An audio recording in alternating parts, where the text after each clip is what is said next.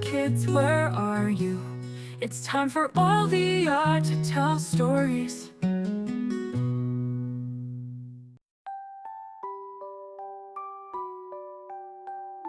Once upon a time, in a world much like ours but teeming with mystical wonders, there lay a silent but deadly threat.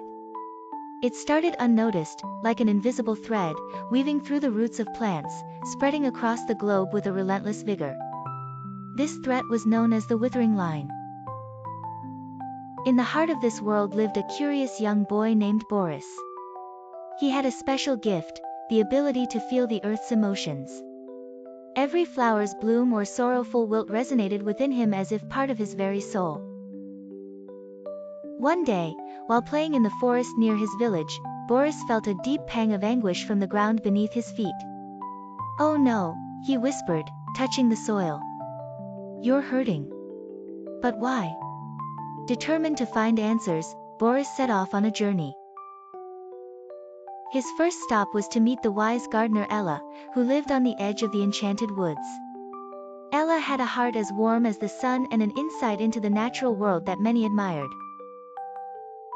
"Ella," Boris cried as he reached her, panting. "The earth is weeping, and I feel its pain." Ella nodded gravely. "The Withering Line," she said. "It's a disease that threatens to turn our world barren. Legend speaks of an ancient elemental spirit who desires to return the world to wilderness. This is its work." Boris shivered at the thought. Could a spirit really be so cruel? "What must I do?" he asked, eyes wide with determination. "You must rally the natural guardians," said Ella. "These are beings like yourself, who hold a special connection to the world. Together, you can seek the spirit and reason with it." With a newfound mission, Boris embarked on his quest. His first ally was Luna, a young witch with a gift for talking to animals. Her faithful cat, Mystic, was always by her side. Then came Thunder, a giant of a man who could command the skies to rain or shine at his will. Together, they traveled across realms, sometimes facing obstacles such as venomous thorns and shadowy figures lurking in the forests. Boris learned to listen not just to the earth, but to his friends, each adding their unique strength. Finally, after much traveling, they reached the Mountain of Echoes, where it was said the spirit dwelled in the caves. Entering the caves was no simple feat. Inside, echoes of thunder and whispers filled the air. Boris felt the weight of the task at hand. Here he would confront the elemental spirit. In the heart of the cave sat the spirit, a radiant figure neither angry nor kind, but exuding a powerful presence. "Why do you disrupt the balance?" Boris asked, his voice steady. "Balance?" The spirit's voice was like a river's echo. "I seek to restore what was once pure." Boris stood firm, understanding each word. "But purity does not come from destruction. It comes from harmony. You can heal the world without hurting it. Work with us, not against us." Touched by Boris's sincerity and the unity of the guardians, the spirit paused. "Perhaps," it mused, "there is wisdom in your words, young one. Show me this harmony you speak of." And thus, with Boris leading, the guardians demonstrated their love for the earth. They cultivated the soil, planted new life, and with the spirit's help, the Withering Line began to retreat. From that day forth, Boris and his friends were known as the keepers of the earth. Under their care, the world flourished, a reminder that unity and understanding could heal even the deepest wounds. And Boris? He grew up to be a wise leader, always in tune with the whispers of the wind, the soil, and the heart of the earth.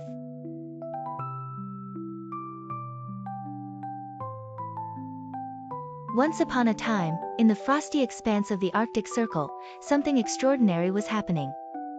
The great glaciers were melting faster than ever, a change noticed not only by scientists but by the wise creatures of the cold north.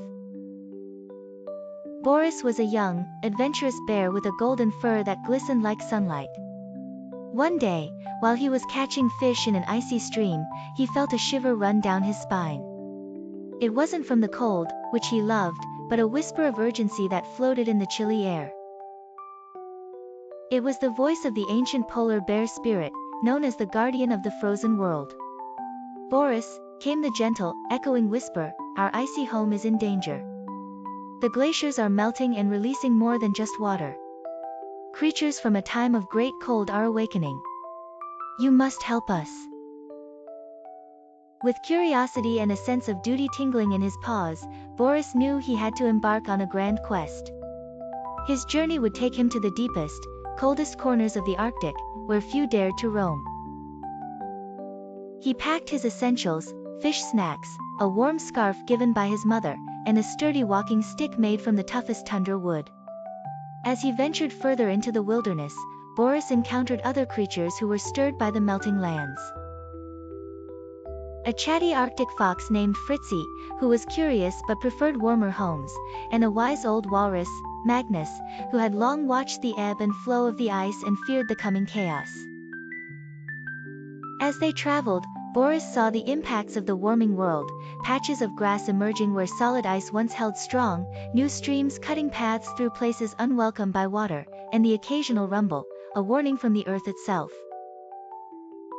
One frosty morning, as the sun barely peeped over the horizon, they arrived at the Great Glacier, the heart of the Arctic's frozen magic. But something was terribly wrong. Crevices spewed steam, and the ice shimmered with cracks that danced across its face like spiderlings. From within those cracks, Boris could hear low growls and scratching noises, sounds of creatures he had never before imagined. Magnus' voice was grave. "These creatures, young Boris, are predators from a time when the world was colder, much colder. They have been preserved in ice, waiting for warmth to set them free." Driven by the urgency to protect his home, Boris had a plan.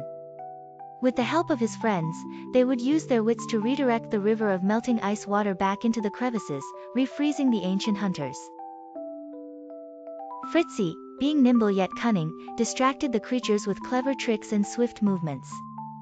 Magnus used his great size to roll boulders into place, guiding streams as Boris plunged his paws into the freezing water, channeling it with determination and hope. Day turned to night as the companions braved the cold, tirelessly working together. Finally, with one last surge, the crackling sound of ice reforming echoed in the air, signaling their success. Exhausted but triumphant, Boris stood on the renewed ice with his friends, knowing their efforts had preserved the balance for now. The polar bear spirit's whisper returned, brimming with gratitude and pride. "The frozen world is safe thanks to you, Boris, and your friends. The land will remember your bravery. But remember, this is only the beginning of our changing world. Stay vigilant, young bear, for we will need you again." And so, Boris returned to his family, his heart full of newfound wisdom and courage, ready for whatever the future thaw might bring. And in the company of his friends, Boris knew he would never face such challenges alone.